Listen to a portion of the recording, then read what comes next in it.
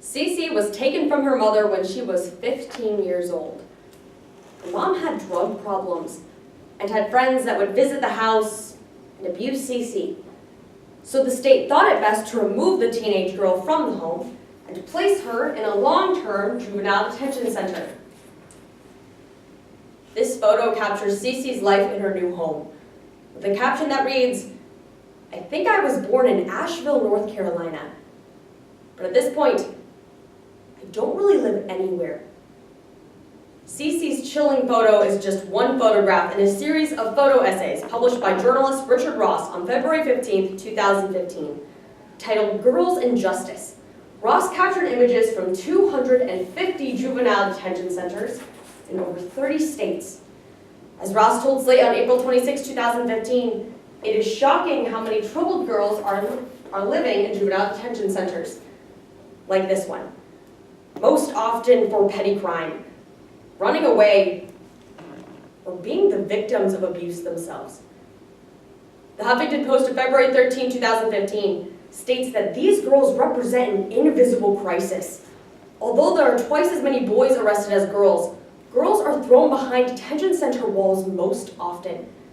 In fact, this demographic is the fastest growing segment of the juvenile justice system. The Girls in Justice photo series is a powerful rhetorical artifact because it gives the media an opportunity to construct the public's perception of adolescent girls, prompting the research question, how does the Girls in Justice photo series affect public perception of girl culture as delinquent? To answer, we will look to Girls in Crisis, published in the 2007 Journal of Communication Inquiry by Sharon P. Mazzarella and Norma O. Pecora.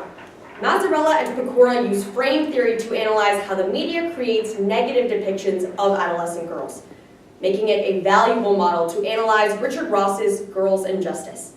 We will first explore the model, second, apply it to Girls in Justice, and finally, draw implications to a campaign that Richard Ross hopes can be enough to bring change to a corrupt system.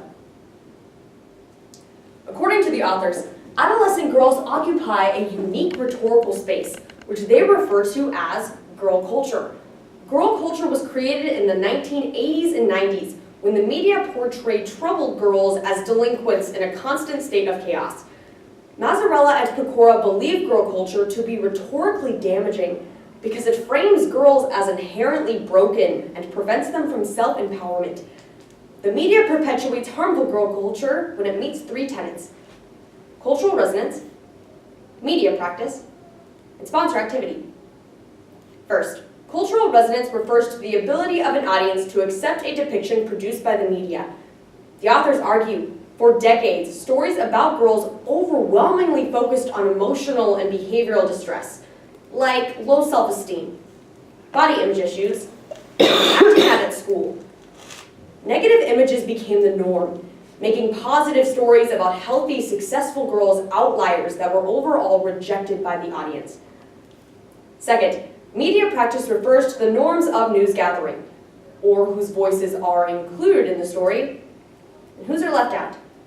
The authors note, for decades, researchers studying girls spent their time interviewing officials about girls in crisis, never bothering to interview the troubled girls themselves. By excluding girl voices, the media failed to contextualize their circumstances, further contributing to the belief that girls were delinquent and broken. Third, sponsor activity refers to the influence of outside agents onto the gathering of news and publishing a story. When it comes to girls in crisis, outside agents are typically authority figures like counselors, officers, and teachers. Authority figures are usually consulted by the media after a girl has acted out, prompting them to speak negatively of girl behavior. These negative comments further perpetuate the belief that girls are in crisis. One of the girls that Ross interviewed stated, "No one comes to visit me here. I only see my family in court." She is 11 years old. Now that we have explored the model, we can apply it to Girls in Justice. First, Ross's photos depict girls living in juvenile detention centers. Most photos show images that portray the girls as socially deviant, like body mutations from scars or cutting, and statement tattoos, like this one. Other images portray girls as cutting off their hair or rubbing their pregnant bellies, rhetorically framing them as high risk. Because these images play into an already established perception of girl culture, it is easy for the audience to accept, fulfilling the first tenet. Second, Mazzarella and Pecora believe girl culture to be perpetuated in the idea that delinquent girls are faceless. They roam in the background of society as lost souls. As PBS stated on March 17, 2015, the girls shown in Ross's photos are only identified by their initials, and their faces are blurred. Logistically, this helps to conceal their identity, but rhetorically, it fails to recognize them as individual people. Concealing their names and faces makes it harder for the audience to know these girls as people and connect with their stories, fulfilling the second tenet.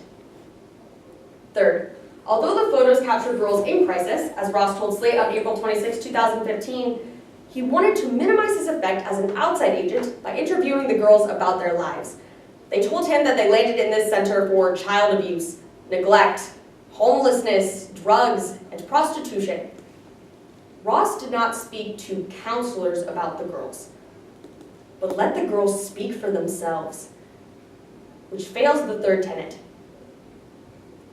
With our analysis complete, we can return to the research question: how does the Girls in Justice photo series affect public perception of girl culture as delinquent?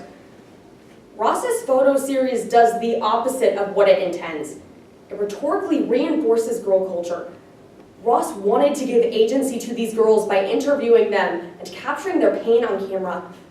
But the extreme detail found within these photographs only reminded the audience of the entrenched belief that adolescent girls are emotionally unstable, at risk, and vulnerable. And this brings two implications. First, media messages of girl culture perpetuate the antiquated narrative that girls need rescued. Mother Jones of October 1st, 2015 states that America has a protective and paternalistic approach to dealing with delinquent girls. Boys are often arrested and released for more serious crimes, but girls are thrown behind detention center walls for violations like truancy, alcohol use, and running away from home. Violations that are usually symptoms of a painful past or an unsafe home life. Unlike how they treat boys, state institutions serve as a paternalistic hand that locks these girls up in centers to keep them safe. As the Huffington Post warned on February 15, 2015, these girls are typically running from trauma. And then they are imprisoned in a center that is equally as traumatic, where survival, not rehabilitation, is the primary goal. Second, Mazzarella and Pecora's model assumes that all photos of troubled girls reinforce girl culture.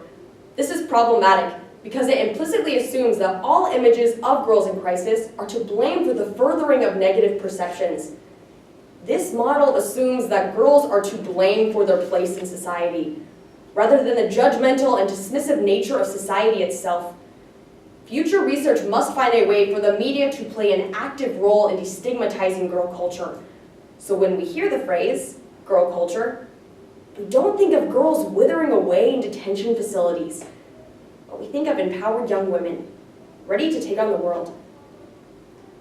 Ross believes that these girls should be given the tools to not only survive, but thrive. By exploring the Girls in Crisis model, applying it to the Girls in Justice photo series, and drawing implications, we can see the troubling stories and lifestyles that these girls are enduring. Perhaps the aforementioned Huffington Post article summed it up best. We don't have a youth problem in America, but we have a profound adult problem. Perhaps the Girls in Justice photo series can be the first step in bridging this gap.